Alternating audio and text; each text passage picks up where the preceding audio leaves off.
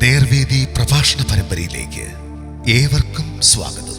സുവിശേഷകൻ കുഞ്ഞുമോൻ തോട്ടപ്പള്ളി ഇപ്പോൾ നിങ്ങളുമായി ദൈവവചനം പങ്കുവെക്കുന്നു.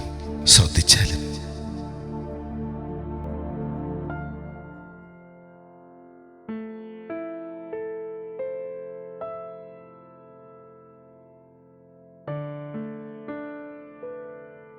മനുഷ്യർക്ക് സ്വർഗരാജ്യം അടച്ചു കളയുന്നവർ. ദൈവനാമത്തിന് മഹത്വമുണ്ടാകട്ടെ. മത്തായി എഴുതിയ സുവിശേഷം 23-ാം അധ്യായത്തിൻ്റെ 13 മുതൽ 15 വരെ ഞാൻ വായിക്കുന്നത് ശ്രദ്ധിച്ചാലും. കപടഭക്തിക്കാരായ ശാസ്ത്രിമാരും പരീശന്മാരുമായുള്ളവരെ നിങ്ങൾക്ക് ഹാ കഷ്ടം! നിങ്ങൾ മനുഷ്യർ സ്വർഗരാജ്യം അടച്ചു കളയും. നിങ്ങൾ കടക്കുന്നില്ല, കടക്കുന്നവരെ കടപ്പാൻ സമ്മതിക്കുന്നതും ഇല്ല. കപടഭക്തിക്കാരായ ശാസ്ത്രിമാരും പരീശന്മാരും ആയുള്ളവരെ നിങ്ങൾക്ക് ഹാ കഷ്ടം! നിങ്ങൾ വിധവമാരുടെ വീടുകളെ വിഴുങ്ങുകയും ഉപായരൂപേണ ദീർഘമായി പ്രാർത്ഥിക്കുകയും ചെയ്യുന്നു. ഇത് ഹേതുവായി നിങ്ങൾക്ക് കടുമയേറിയ ശിക്ഷാവിധി വരും. കപടഭക്തിക്കാരായ ശാസ്ത്രിമാരും പരീശന്മാരുമായുള്ളവരെ നിങ്ങൾക്ക് ഹാ കഷ്ടം! നിങ്ങൾ ഒരുത്തനെ മതത്തിൽ ചേർക്കുവാൻ കടലും കരയും ചുറ്റി നടക്കുന്നു. ചേർന്ന ശേഷം അവനെ നിങ്ങളെക്കാൾ ഇരട്ടിച്ച നരകയോഗ്യൻ ആക്കുന്നു.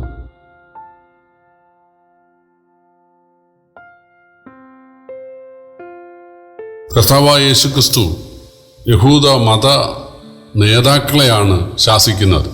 അവരുടെ മുഖത്ത് നോക്കി അവരെ ശാസിക്കുകയാണ്. അവരെന്തു വിചാരിക്കും, തന്നെ അവർ പിടിക്കുകയും കൊല്ലുകയും ചെയ്യുമല്ലോ എന്നുള്ള പേടിയൊന്നും കർത്താവിനില്ല. ഒന്നാമതേ താൻ മരിക്കാനാണ് വന്നത്. മനുഷ്യൻ്റെ നരകം മനുഷ്യന് പകരം അനുഭവിക്കാനാണ് വന്നത്. അങ്ങനെ രക്ഷാമാർഗം ഒരുക്കാനാണ് വന്നത്. എന്നാൽ യഹൂദന്മാരുടെ നേതാക്കന്മാർ, അവർ മൂലമേ ആളുകൾക്ക് സ്വർഗത്തിലെത്താൻ കഴിയുകയുള്ളൂ. അവരുടെ കയ്യിലാണ് ന്യായപ്രമാണം ഉള്ളത്. അവരുടെ ഉപദേശങ്ങൾ കേട്ടാലേ സ്വർഗത്തിൽ പോവുകയുള്ളൂ എന്നാണ് വരുത്തി തീർത്തിരിക്കുന്നത്. യേശു അതിനെ ശാസിക്കുകയായിരുന്നു. യേശു ജനം കേൾക്കെ അവരോട് പറയുകയാണ്, നിങ്ങൾ സ്വർഗത്തിൽ കടക്കുന്നുമില്ല, കടക്കാൻ ആഗ്രഹിക്കുന്നവരെ കടത്തുന്നുമില്ല. നിങ്ങൾ സ്വർഗരാജ്യം ആളുകൾക്ക് അടച്ചു കളയുന്നവരാണ്. കാരണം കപടഭക്തിയാണ് നിങ്ങൾക്കുള്ളത്. ഒരു കപടഭക്തന് മറ്റുള്ളവരെ ഭക്തരാക്കാൻ സാധിക്കുമോ?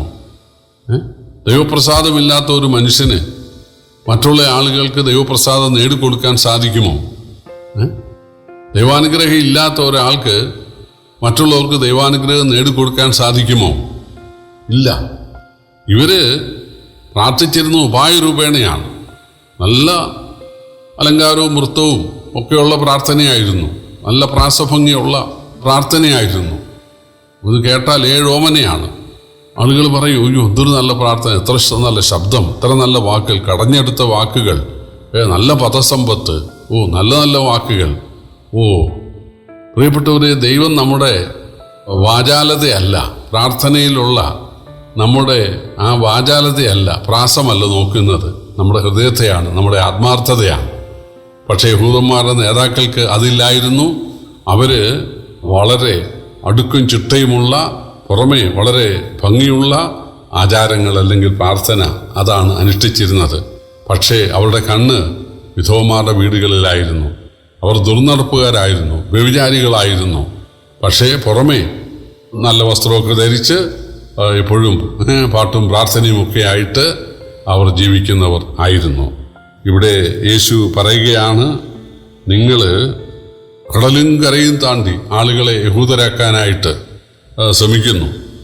ശരിയാണ്, പണ്ട് കടല് താണ്ടിയാണല്ലോ യോന നിനവേയ്ക്ക് പോകാൻ പറഞ്ഞ യോന തർശീസിന് പോയത്. അതുപോലെ പ്രവാചകന്മാർ പലരും ഇസ്രായേലിൽ മാത്രമല്ല, സിറിയയിലും അതുപോലെ മറ്റ് സ്ഥലങ്ങളിലുമൊക്കെ പോയി അവർ പ്രസംഗിക്കുന്നവരായിരുന്നു. യേശു പറയുകയാണ്, നിങ്ങൾ അവരെ യഹൂദരാക്കുന്നു, യഹൂദമതത്തിൽ ചേർക്കുന്നു. പക്ഷേ ചേർത്ത ശേഷം അവരെ ഇരട്ടിച്ചെന്ന് അയോഗ്യരാക്കുന്നത്. കാരണം നിങ്ങളുടെ ജീവിതം അവരടുത്ത് കണ്ടു കഴിയുമ്പോഴാണ് അവർക്ക് അബദ്ധം മനസ്സിലാകുന്നത്. ഇതല്ലേ ഇന്ന് ക്രിസ്തുമതം ഉൾപ്പെടെയുള്ള മതങ്ങളിൽ നടക്കുന്നത്. ഇതുവരെയും അവർക്ക് എങ്ങനെയാണ് പ്രാർത്ഥിക്കേണ്ടത്, എങ്ങനെയാണ് സഭാ ശുശ്രൂഷ ചെയ്യേണ്ടത്, എങ്ങോട്ട് തിരിഞ്ഞു നിന്നാണ്, ഇതൊന്നും അറിഞ്ഞുകൂടാ.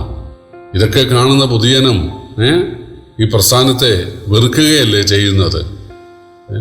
ഒരാളെ ദൈവഭാഗത്തേക്ക് കൊണ്ടുവരാൻ കഴിയുന്നുണ്ടോ? തങ്ങളുടെ മക്കൾ പെറ്റുപെരുകി ഇതിനകത്തുണ്ടാകുന്നതല്ലാതെ പുറത്തുനിന്ന് ഒരാളുകൾക്ക് അയ്യോ ഇതൊരു സത്യമായ ഒരു സഭയാണ്, ഇതൊരു സത്യമായ മാർഗമാണ് എന്ന് മനസ്സിലാകുന്നുണ്ടോ? ആളുകൾ പഴിക്കുകയല്ലേ, ദുഷിക്കുകയല്ലേ, വെറുക്കുകയല്ലേ, വിമർശിക്കുകയല്ലേ?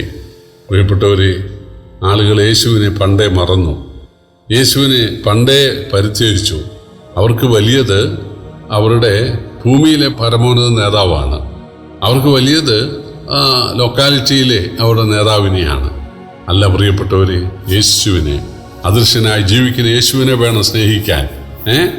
അല്ലാതെ യേശുവിൻ്റെ അമ്മയെയാണ് ഞങ്ങൾക്ക് കാര്യം, യേശുവിൻ്റെ വളർത്തച്ഛനെയാണ് ഞങ്ങൾക്ക് കാര്യം, ഞങ്ങൾക്ക് അപ്പോസ്തലന്മാരെയാണ് കാര്യം എന്ന് പറയുന്നത് ശരിയല്ല.